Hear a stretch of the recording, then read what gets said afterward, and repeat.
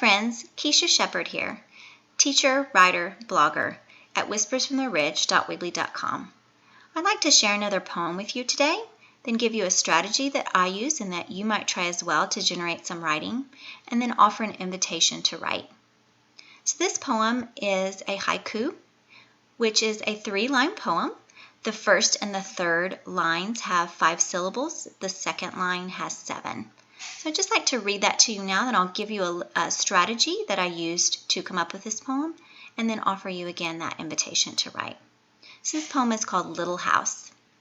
Single bluebird box on a stretch of long, barbed wire, a home for the brave. So this poem was inspired by a strategy that I often use when I'm facing a blank page or looking for things to write about. And so what I do is I like to walk about. And you can walk about your house, or you can go outside and just notice all the things around you using your 5 senses. So as I was walking out on this one spring day, I noticed a bluebird house on a stretch of barbed wire. And I thought, what a brave little bird to have such a home.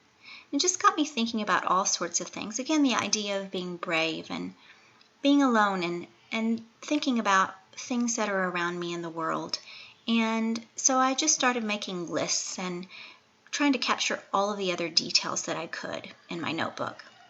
So with this strategy, it's very helpful because I just trust that whatever comes is good enough.